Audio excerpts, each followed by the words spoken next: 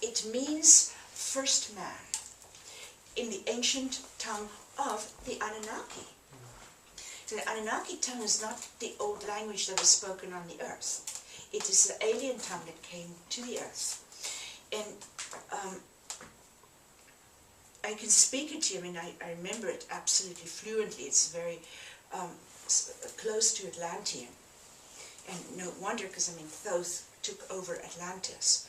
So the bottom line of it is that the experimentation to create a superior man, overlooking the fact that we had the true humans inside the planet at that time, they were trying to make a superior man that could be a worker race. Because they had the Anunnaki, who are the people that came from Nibiru, they had men come here to work, to try, because they had to mine the gold. And the problem was that they rebelled. They said, we're not slave laborers, we have all from good families, sorry, we don't do this kind of work. And so off they went. And then they said, okay, look, we've got a problem here, we need to be providing the gold for the atmosphere to keep it intact, and what we need is we need a hybrid race. That's when they found the neanderthal-like beings that had been left over from Orion experiments, where they used ape, they used the ancient apes that were there, they used humans, and they tried to blend them so that there would be a very tough physical specimen. Well, tough physical specimen did not equate with intelligence. So, you know, they abandoned their experiments after a while. They wanted to find the answer here and take it back to Orion. But the Anunnaki took that one step further, and they tried to create a hybrid race between Nibiruans and humans. And they even tried it with those creatures. That didn't work at all. They tried it with humans, but they found that they were sterile. If they produced a hybrid being, they were sterile and they could not produce.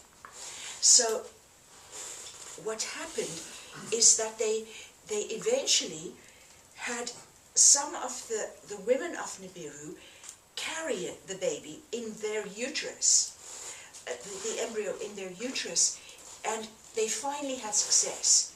And the success came with two beings, Adam and Eve. You know, Eve being taken from Adam's rib, etc., etc. It's that she was a secondary creation taken from his genetic makeup, from his DNA. They made her. So that a piece of him made her. These are the two first successful humans that were created as hybrids. Some of the experimentation of, you know, the Neanderthal, very tough like humans. The African tribes are extremely mixed. Some of them are highly refined, intelligent beings. Others are pretty savage. Others have come from Egypt. Others have come from a landmass that sank off the coast of South America, between South Africa and South America. I think it's called Gondelawara land. Sank there. That was a big landmass the size of New Zealand that sank there. Some of the tribes came from actually bigger than New Zealand. Some of the tribes came from there.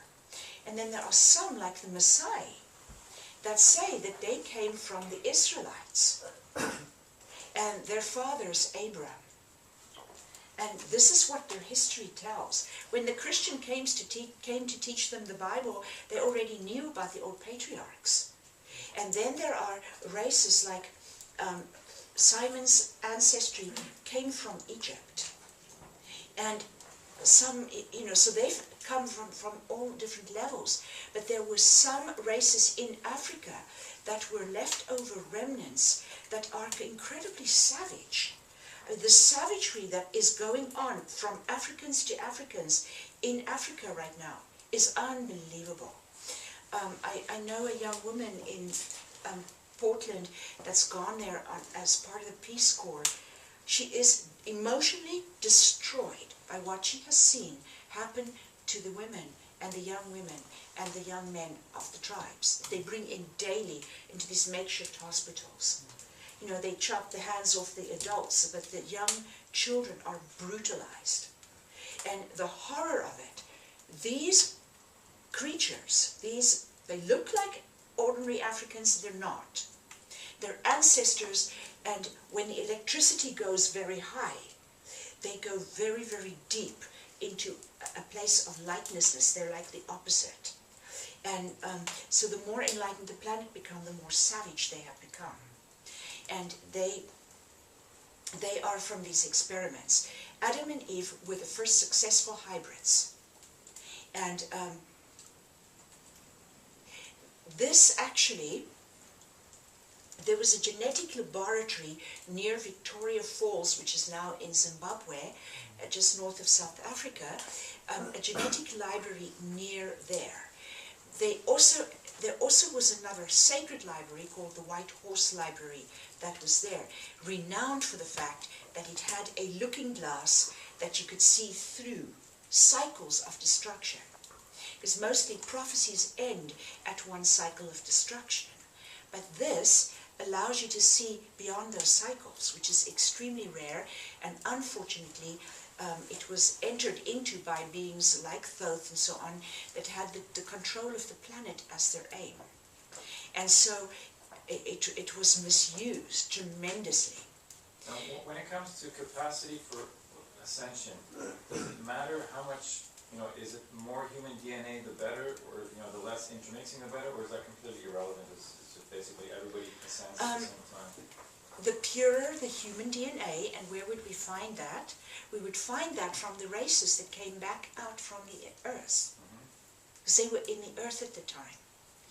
I was just, up until the time I came here, I was sitting over there making notes of some of the things we spoke of today, and I could see that this 75,000 year ago catastrophe, when the people went under Drum Mountain, and the 7 men eventually, after preparing the library, taking some of the blank records with them, they also went under Drum Mountain.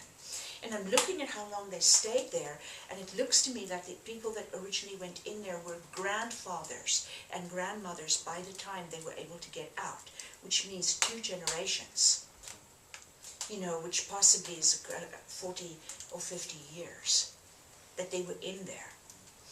And they were living off of algae and plants, and they were living off of the blind fish and the pure water there. But it looks to me that at the same time, of course, people went under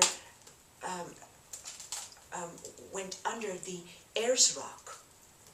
The old ones in Australia have an entire habitat under Ayers Rock in Australia. There's a whole laboratory, because they've noticed that they keep losing their memory. So they write everything down like a record, but it's not on tablets, it's on the walls of the labyrinth of caves that's in there. It goes under the ground. So they've written everything down, and when they see catastrophes come, they go in there. So they have preserved the strain for them. But the purer the human, the more power they wield. And this is to the exclusion of the original ones who have really never lost their godhood. They just forgot they had it. So but they then never. Will all the other races that aren't pure eventually die out? Is that the end, I have to look at how successful it was, because I remember when the purging was done of the Anunnaki strain in humanity. When these points, which came from the Anunnaki inbreeding, were removed because they were foreign to humanity. They represented the 2 foreign galaxies and 2 foreign peoples that have settled here. The interesting thing is, who's the other? We know the Anunnaki settled here. Who is the other race that has governed the earth? That's the question.